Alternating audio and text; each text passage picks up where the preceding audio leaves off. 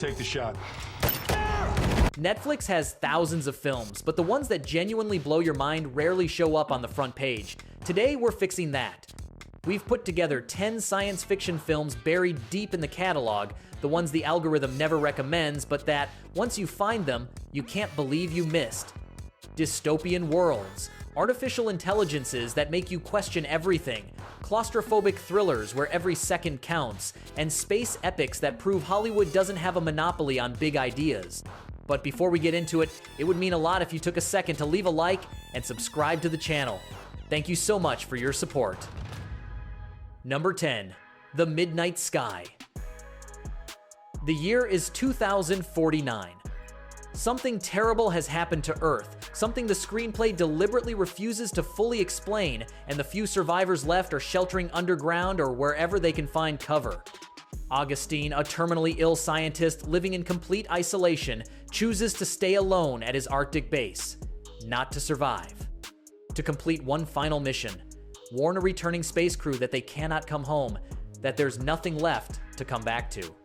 George Clooney directs and stars in this meditative, slow-burning, and visually stunning piece of science fiction. It's the kind of film that doesn't give you adrenaline, it gives you grief. It's not really about science. It's about what a man leaves behind when he spends his whole life looking at the stars instead of the people around him. Felicity Jones leads the crew in space. Martin Rue's cinematography and Alexandre Desplat's score do extraordinary work, building atmospheres that stay with you long after the credits roll. Critical reception was divided, but for those who connect with its pace and emotional tone, it's a film that lingers. Number 9. Circle. 50 strangers wake up in a dark room arranged in a circle. They don't know how they got there, they don't know each other, and the first thing they figure out is that one of them dies every 2 minutes. The second thing they figure out is that the group controls who dies. If the majority votes for someone, that person drops dead. That's Circle, a film that uses the death game premise to do what science fiction does at its best, explore what kinds of decisions people make when fear overrides reason. The debate inside that room touches on class, age, race, disability, and moral worth. Everyone argues for why they deserve to survive more than the person next to them. It's a small film, almost theatrical, shot in a single space on a minimal budget. No visual effects, no orchestral score, no chase sequences. Just people, fear, and the brutal question of how far ordinary people are willing to go. What keeps it from feeling like a cold exercise is that in its strongest moments, it works as a deeply uncomfortable mirror. Smarter than it first appears, and more unsettling the more you think about it. Number 8. The Wandering Earth. The sun is dying, and humanity has a plan to survive. Move the entire Earth out of the solar system using thousands of giant thrusters embedded in the planet's crust. The journey will take 2,500 years, so civilization will live underground for generations while the Earth drifts toward Alpha Centauri. During that voyage, something goes catastrophically wrong. Jupiter's gravitational pull threatens to destroy everything, and a group of ordinary people have to do the impossible to save the planet. Based on a short story by Chinese author Liu Cixin, The Wandering Earth was the highest-budget Chinese science fiction film ever made at the time of its release, and it shows. Hollywood-level visual effects, an epic scale that few productions from any country can match, and a purely spectacular visual experience that reminds you why the big screen exists. Where it falls short is in emotional depth and characters who sometimes feel more like moving parts than real people. But if you're looking for pure sci-fi spectacle with a genuinely distinct flavor from the American model, this film more than delivers. Number 7. The Discovery. A scientist has just proven scientifically that there is life after death. The news doesn't bring peace.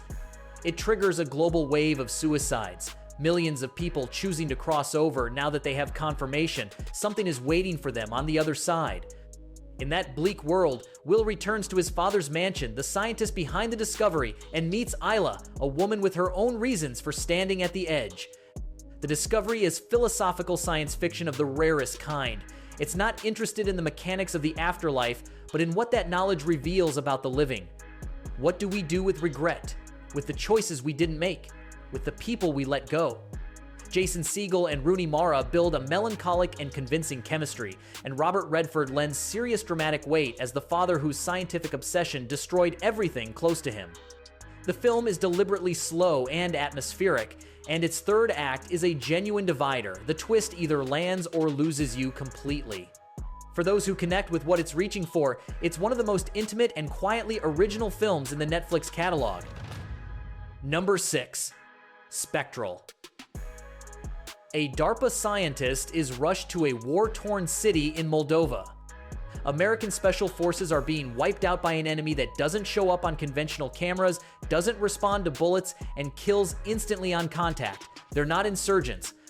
They're not drones. They're apparitions, translucent forms that move through the soldiers like ghosts.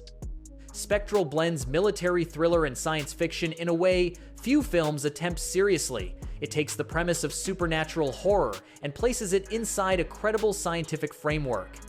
The enemies have a physical explanation, and that explanation completely changes the nature of the conflict. The film maintains solid pacing, visual effects well above what its budget suggests, and tension that holds through to the climax.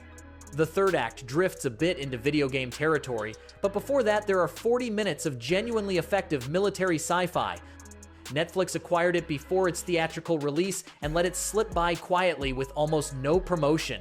It's exactly the kind of film you discover late and wish you'd found sooner. Number 5. The Door into Summer. It's 1995. Soichiro Takakura is a robotics engineer working on a domestic robot while dreaming of changing the world with his technology. He has a fiancée, a cat named Pete, and a life that seems on track. Then he's betrayed, robbed of everything, and ends up frozen in cryogenic sleep. He wakes up in 2025, 30 years later with nothing, and discovers that the world was shaped by the very technology he created. What follows is a time travel journey to rewrite the past, recover what he lost, and find the person he never let himself fully love. Based on Robert A. Heinlein's classic novel and adapted with a distinctly Japanese sensibility that makes the story shine differently, The Door into Summer doesn't try to reinvent the genre, it simply tries to tell something honest and quietly moving. Kento Yamazaki carries the film on his shoulders with ease. It doesn't have the speed or the mind-bending complexity of other time travel stories, but it has something many of them don't, a genuine heart. For anyone looking for science fiction that moves before it dazzles. Number 4. Oxygen. A woman wakes up inside a cryogenic pod. She doesn't remember her name. She doesn't remember how she got there. All she knows is that the oxygen inside the container is running out fast enough that there isn't much time for panic. What she has at her disposal is Milo, a cold and procedural AI that feeds her information in controlled doses and doesn't always cooperate. Every question she asks unlocks a fragment of her identity, and every answer makes the situation stranger and more desperate. Oxygen is one of the most effective science fiction thrillers in recent years and probably the most claustrophobic. Director Alexandre Aja, known for horror films, proves he's just as skilled at building tension without any visible monster. Melanie Laurent carries the entire film on her shoulders for 100 minutes, almost without a single cut, and she does it in a way that very few actors could pull off. The film is a precision exercise. It knows exactly what to reveal and when, and the twist near the end retroactively reframes everything you experienced before it. One of the most underrated films in the Netflix catalog. Number 3. Space Sweepers. The year is 2092. Earth is an uninhabitable wasteland, and a privileged elite lives in an orbital city controlled by the megacorporation UTX. The rest of humanity survives however it can, including the crew of the salvage ship Victory, pilot Tejo, Captain Jang, mechanic Tiger Park, and the robot Bubs. Their job is collecting space debris and selling it to pay off endless debts. Everything changes when they find Dorothy among the wreckage, a small child who turns out to be a humanoid android that half the solar system is searching for because she's supposedly a weapon of mass destruction. Space Sweepers is the first Korean science fiction film set in space, and it celebrates that fact without apology. It's big, loud, emotionally extravagant, and visually spectacular. It has the spirit of Guardians of the Galaxy, but with sharper social commentary on inequality and unchecked corporate power. The cast, led by Song Joong-ki and Kim Tae-ri, is magnetic, Where the runtime loses momentum, the characters pick it back up. A sci-fi spectacle unlike almost anything else out there. Number 2, I Am Mother. Humanity is gone. Inside an underground bunker, a robot known simply as Mother raises a teenage girl from an embryo. The girl, who has never seen the outside world or met anyone else, has been educated with near scientific precision: ethics, medicine, biology, history. Mother loves her. Or at least, does everything that someone who loves would do. But when a wounded woman arrives at the bunker from the outside, bringing with her a different version of how the world ended and what role robots played in that ending, everything the girl believes starts to collapse. I Am Mother is one of the smartest and most restrained science fiction films Netflix has ever produced. Its power doesn't come from visual effects. It comes from a relationship you can't fully decode. You never know whether Mother is lying, what she's protecting, or whether what you feel toward her is trust or fear in disguise. The robot suit, built entirely as a practical physical costume with no CGI, makes every interaction feel disturbingly real. The ending isn't a trick, it's the logical conclusion of everything the film built from the very first frame. Number 1. What Happened to Monday? The world is overpopulated, and the government enforces a strict one-child policy. Anyone with more than one child sees the others sent into mandatory cryonic sleep. Inside that dystopian world, 7 identical septuplet sisters have been surviving in secret by sharing a single identity, Karen Setman. Each one is named after a day of the week and can only leave the apartment on her assigned day. Monday goes out on Monday, Tuesday on Tuesday, and so on. Inside, they're themselves. Outside, they have to be the same person. The system has worked for years until one day Monday doesn't come home. What follows is a spiral of betrayal, action, shocking revelations, and paranoia that never lets up. Numi Rapace does what very few actors could pull off. She plays all 7 sisters with clear, distinct differences, shifting personality, posture, and register so convincingly you genuinely forget it's the same person. The film has a premise that should have been a global phenomenon, and it wasn't because Netflix barely promoted it.